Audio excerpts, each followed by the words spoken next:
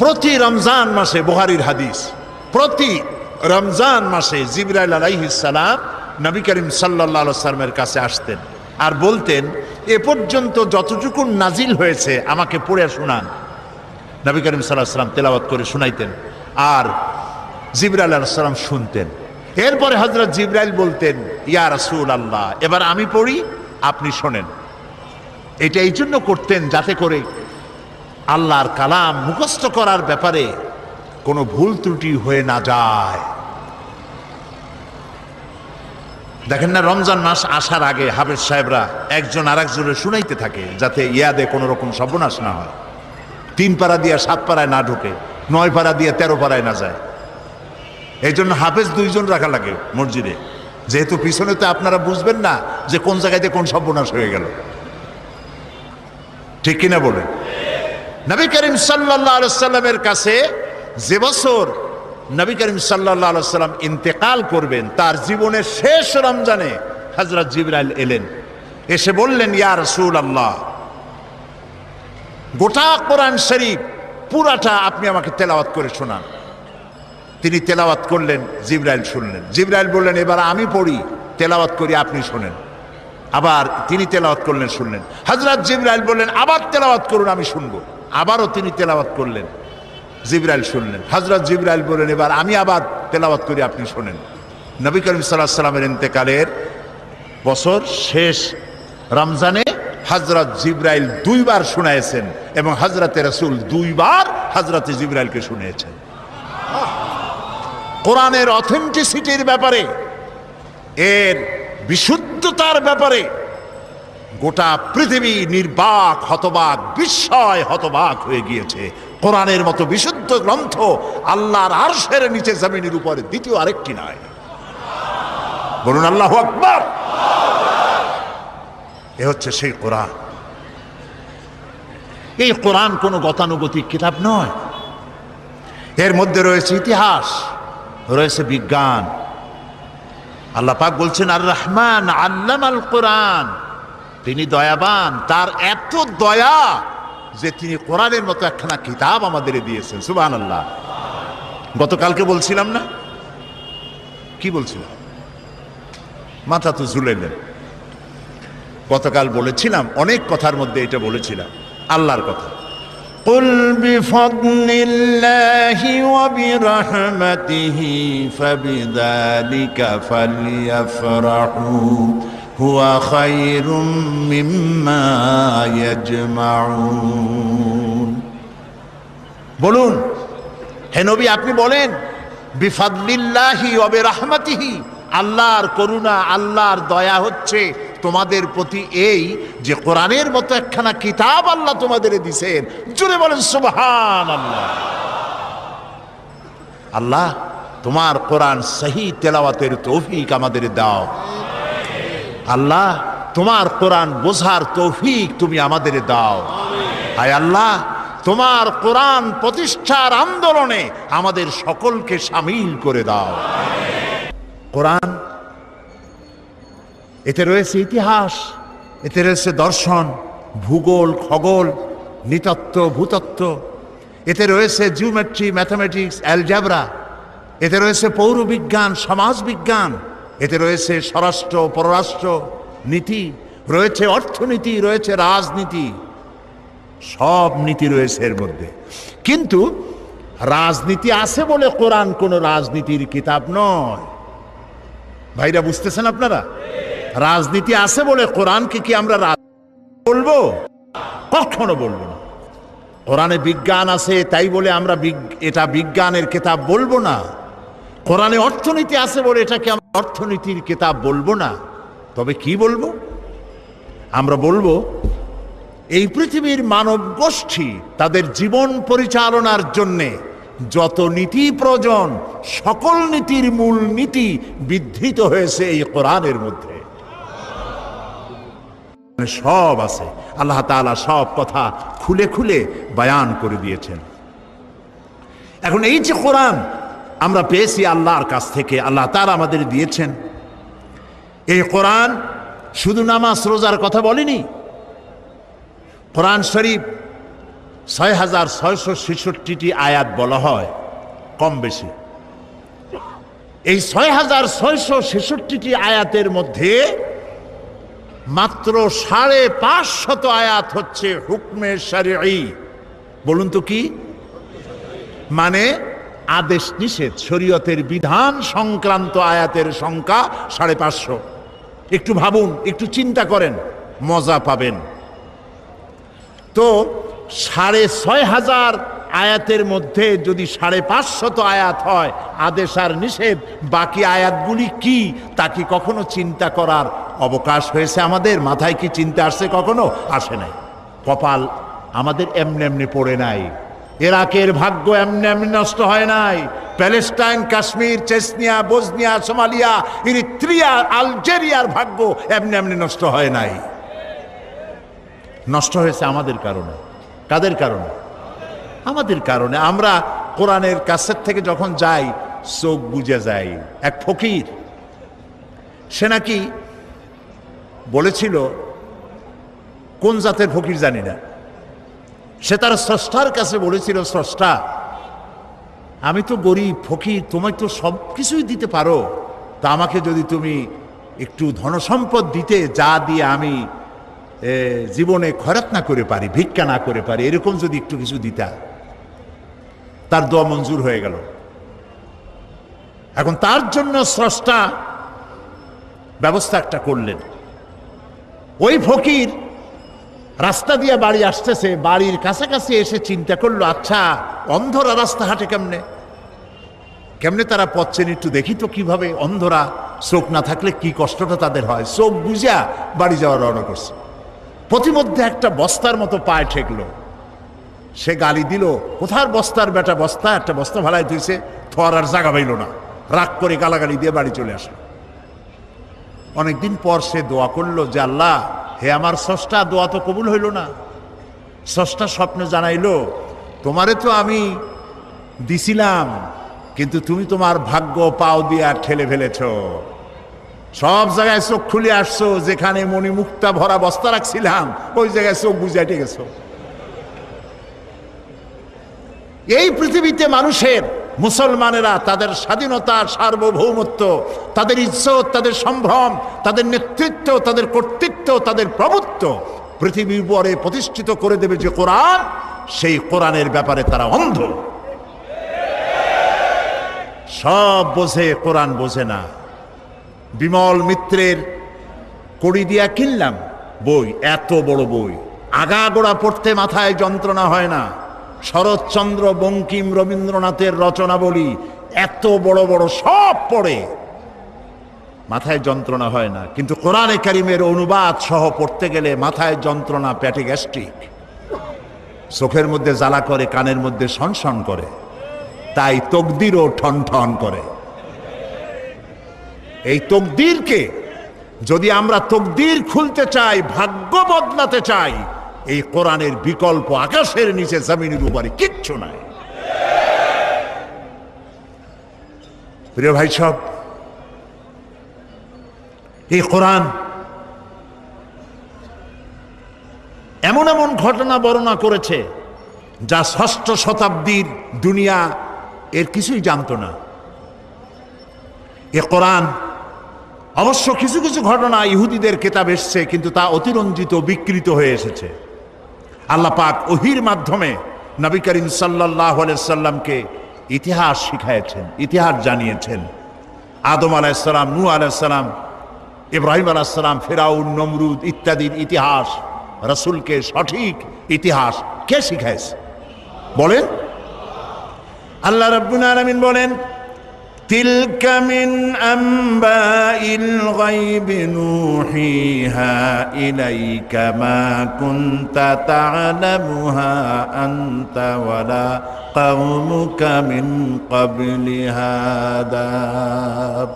এটা হলো সেই অজ্ঞাত ঘটনা বলি, যা আপনি এ সম্পর্কে কিছুই জানতেন না, আপনিও জানতেন না, আপনার কওমও জানতো না। আমি ওহীর মাধ্যমে সঠিক ঘটনাগুলি আপনাকে জানিয়ে দিয়েছি।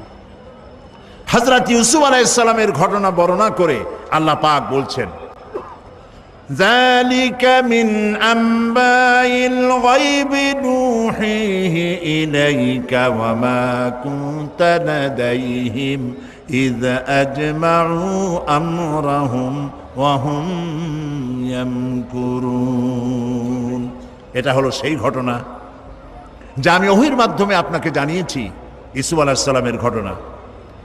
অথচ তার ভাইরা যখন ঐক্যবদ্ধভাবে তার বিরুদ্ধে ষড়যন্ত্র করতেছিল তখন আপনি সেখানে উপস্থিত ছিলেন না। আমি ওহীর মাধ্যমে প্রাগ ঐতিহাসিক এসব ঘটনা আপনাকে জানিয়ে দিয়েছি। আল্লাহ রাব্বুল আলামিন হযরত মূসা আলাইহিস সালামের ঘটনা রাসূলকে কোরআনের মাধ্যমে শোনাচ্ছেন আর বলছেন, وما كنت بجانب الغربي إذ قضينا إلى موسى الأمر وما كنت من الشاهدين। আর সিনাই পর্বতের পশ্চিম প্রান্তে মূসা আলাইহিস সালামকে আমি যখন তাকে নির্দেশাবলী দিয়েছিলাম আপনি সেখানে উপস্থিত ছিলেন না। আমি ওহীর মাধ্যমে আপনাকে সে ঘটনাও জানিয়েছি। كذلك نقص عليك من أنباء ما قد سبق وقد آتيناك من لدنا ذكرا। এভাবেই আপনার কাছে অতীতের সমস্ত ঘটনা বলি আমি আপনাকে নিজের নিকট থেকে একটির পর একটি করে ওহীর মাধ্যমে জানিয়ে দিয়েছি। এভাবে আল্লাহ তাআলা রাসূলকে ইতিহাস জানালেন। আল্লাহ তাআলা রাসূলকে বিশ্বলোক সম্পর্কে, ঊর্ধ্বলোক সম্পর্কে জ্ঞান দান করেছেন। 1665 খ্রিস্টাব্দে স্যার আইজ্যাক নিউটন তিনি মাধ্যাকর্ষণ শক্তির কথা বিশ্ববাসীকে জানালেন। কিন্তু আশ্চর্যের কথা যে নবী করিম সাল্লাল্লাহু আলাইহি ওয়াসাল্লাম কখনো কোনো সায়েন্স ল্যাবরেটরিতে কোনো গবেষণা করেননি, কোনো একাডেমিক কোয়ালিফিকেশন গ্রহণ করেননি, লিখতে জানেন না, পড়তে জানেন না। স্যার আইজ্যাক নিউটন যে তথ্য তিনি দিলেন 1665 খ্রিস্টাব্দে, আজ থেকে 1500 বছর পূর্বে এক নিরক্ষর উম্মি নবীর মুখ থেকে আল্লাহ রাব্বুল আলামিন সেই মাধ্যাকর্ষণ শক্তির কথা কোরআন শরীফে আল্লাহ উল্লেখ করে দিয়েছেন। আল্লাহ রাব্বুল আলামিন বলেন, ইন্নাল্লাহা ইউমসিকুস সামাওয়াতি ওয়াল আরদা আন তাজুলা। নিশ্চয়ই আল্লাহ নবমণ্ডল এবং ভূমণ্ডলকে এমন ভাবে ধারণ করে রেখেছেন যে এটা পরস্পর থেকে বিচ্ছিন্ন হতে পারে না। এর মধ্যেই ইঙ্গিত রয়েছে যে প্রত্যেকটি গ্রহের আলাদা আলাদা ল অফ গ্র্যাভিটেশন, মাধ্যাকর্ষণ শক্তি রয়েছে। সুবহানাল্লাহ বলুন। আমি ব্ল্যাক হোলের কথা আপনাদেরকে গত বছর না কবে শুনিয়েছিলাম। এই ব্ল্যাক হোলের কথা, অন্ধকূপের কথা আজ বিজ্ঞানীরা বলছেন। মহাশূন্যের ভিতরে রয়েছে ব্ল্যাক হোল। ব্ল্যাক হোলটা কি একথা আমি আপনাদের সামনে আলোচনা করেছিলাম যে সূর্য হচ্ছে পৃথিবীর চাইতে 13 লক্ষ গুণ বড়, আর গ্যালাক্সির ভিতরে, ছায়াপথের ভেতরে, মিল্কি ওয়ের ভেতরে রয়েছে অসংখ্য তারকা এমন যার এক একটি তারকা যে সূর্য পৃথিবীর চাইতে 13 লক্ষ গুণ বড়, এরকম 2.5 থেকে 3 কোটি সূর্য খাইয়া হজম করতে পারে এমন হাজার হাজার তারকা আল্লাহ তাআলা মহাশূন্যে রেখে দিয়েছেন। বিজ্ঞানীরা মনে করেছিল এইটাই সব থেকে বড়, মহাশূন্যের থেকে বড় আর কিছু নাই। পরবর্তী সময় বিজ্ঞানীরা দেখলো যে না, ওর থেকেও বড় জিনিস আছে। সেটা কি? সেটা হলো ব্ল্যাক হোল, অন্ধকূপ। সেই অন্ধকূপ হচ্ছে এত বড় কূপ যে তারকাগুলি, ওই তারকা, কোন তারকা কোন তো, যে তারকায় সূর্য খাইতে পারে, এই রকমের অসংখ্য সূর্য খাইয়া হজম করতে পারে যে তারকাগুলি, সেই তারকাগুলি মহাশূন্যে ঘুরতে ঘুরতে যদি ব্ল্যাক হোলের রেঞ্জের ভিতরে এসে যায় তাহলে ব্ল্যাক হোল এই তারকাগুলিকে চকলেটের মতো চুষে নিমিষের মধ্যে অদৃশ্য করে দেয়। এই কথা বিজ্ঞান বলল কবে? এই মাত্র কদিন আগে। আল্লাহ রাব্বুল আলামিন এই ধারণা আজ থেকে 1500 বছর আগে নবীজির কাছে ব্ল্যাক হোলের ধারণা দিয়ে রেখেছেন। আল্লাহ তাআলা বলছেন ফালা উকসিমু বিমাওয়াকিন নুজুম, শপথ সেই পতিত স্থানের যেখানে তারকাসমূহ নিপতিত হয়। বিজ্ঞানীরা খুঁজলো তারকাগুলি নিপতিত হয় কোথায়, তারা খুঁজে পেল সেই ব্ল্যাক হোলের ভেতরে তারকাগুলি নিপতিত হয়। এই কথা আজকে আবিষ্কার হলো, কিন্তু কোরআন বলেছে অনেক অনেক অনেক আগে। সুবহানাল্লাহ। প্রিয় ভাই সব, মানুষ এই যে চন্দ্র সূর্য সৌরজগৎ সম্পর্কে এর গতিশীল, সবকিছুই যে গতিশীল, কোপারনিকাস, কেপলার, গ্যালিলিও, নিউটন, এসব বিজ্ঞানীদের জানার বহু পূর্বে ইসলাম, কোরআন মানুষকে তা জানিয়ে দিয়েছে। এই পৃথিবীর সবকিছুই গতিশীল, এ সম্পর্কে মানুষের বিভিন্ন ধারণা ছিল। কেউ বলেছে চন্দ্র ঘোরে, কেউ কয় সূর্য ঘোরে, কেউ কয় কিছুই ঘোরে না, কেউ কয় সম্ভবত আমরাও ঘুরি। কিন্তু মূল কথাটা কি, ঘোরে কে, এ বিষয়ে ফাইনাল সিদ্ধান্ত কে দিতে পারবেন বলেন তো সবাই? আল্লাহ রাব্বুল আলামিন দুনিয়াবাসীকে আজ থেকে ১৫০০ বছর আগে সবকিছুই যে গতিশীল সে সম্পর্কে আল্লাহ পাক জানায় দিলেন, লাশ-শামসু ইয়ানবাগি লাহা আন তুদরিকাল কমারা ওয়ালাল লাইলু সাবিকুন নাহার ওয়া কুল্লুন ফি ফালাকি ইয়াসবাহুন। প্রবল জ্ঞানী হইবে যাহারা, আপন মনেতে বুঝিবে তাহারা, রাত্রি পারে না আগে যাইবার, দিনের স্থান করি অধিকার। চন্দ্র বাঁধে না সূর্যের গায়েতে, সূর্য পারে না চন্দ্রকে ধরিতে, যার যে স্থান বহল রাখিয়া ভ্রমণ করিছে খোদাকে ডরিয়া। ওয়া কুল্লুন ফি ফালাকি ইয়াসবাহুন, যা কিছু আছে মহাশূন্যে সব ঘুরছে ঘুরছে ঘুরছে, কেউ দাঁড়ানো নাই। পৃথিবী ঘোরে, চন্দ্র ঘোরে, সূর্য ঘোরে, সব ঘুরছে। এই তথ্য আল্লাহ তাআলা দিয়েছেন। বিজ্ঞানের অনেক থিওরির ভিতরে এটিও একটি থিওরি যে বিজ্ঞানের কোনো থিওরি ফাইনাল নয়। আজকে এক বিজ্ঞানী এক কথা বললো, কালকে আরেকজন আসে থাপ্পড় মেরে তারটা উড়াই দিয়ে নিজেরটা এস্টাবলিশ করতো, ঠিক না? কিন্তু কোরআন শরীফের ব্যাপারে কোরআনে বর্ণিত বিজ্ঞানের এই তত্ত্বটি ভুল, এই কথা বলার মতো হিম্মত পৃথিবীতে কারো আজও হয়েছে? যদি কারো হিম্মত হয় বলেন, আমরা শুনি। এই হিম্মত পৃথিবীতে কারো নাই। এ কোরআন মানুষের সৃষ্টি নৈপুণ্যতার কথা বলেছে, কিভাবে মানুষ সৃষ্টি হয়েছে এ ধারণা দিয়েছে কোরআন। এ ধারণা দিতে গিয়ে দার্শনিকরা ভুল করেছে। মার্কস বলেছেন মানুষ পেট সর্বস্ব, ফ্রয়েড বলেছেন মানুষ সেক্স সর্বস্ব, ডারউইন বলেছে মানুষ কেবলমাত্র। সে আল্লাহ রাব্বুল আলামিন কোরআনের মধ্যে ধারণা দিয়ে দিয়েছেন তোমাদের উৎপত্তি কোত্থেকে, তোমাদের দাদা নানা বান্দর না। কেউ যদি বলে আমার নানা বান্দর, আমার দাদা উল্লুক, এই সব কথা বলার মধ্যে কোনো কৃতিত্ব আছে, কোনো মজা আছে, কোনো মর্যাদা আছে? আল্লাহ তাআলা শিখিয়ে দিয়েছে আমরা আদম থেকে, আমরা বান্দর থেকে না, আমরা আদম থেকে, আর আদম মাটি থেকে। সুবহানাল্লাহ বলেন, সুবহানাল্লাহ। প্রিয় ভাই সব, কোরআন এসব কথায় বৈজ্ঞানিক তত্ত্বগুলি আল্লাহ তাআলা কোরআনের মধ্যে স্পষ্ট করে মানব গোষ্ঠীকে জানিয়ে দিয়েছে। বিজ্ঞান বলছে যে একদিন, দেখুন বিজ্ঞান আর কোরআনের মধ্যে আমি প্রায় বলে থাকি কথা, যে বিজ্ঞান এবং কোরআন পারস্পরিকভাবে সাংঘর্ষিক বা কন্ট্রাডিক্টেড নয়। যেখানে কন্ট্রাডিকশন সৃষ্টি হয় সেখানে প্রাধান্য দিতে হবে কাকে? কোরআনকে। তবে একথা আমি স্বীকার করি, বিজ্ঞানের আবিষ্কার যত বাড়বে কোরআন বোঝা মানুষের জন্য তত সহজ হবে।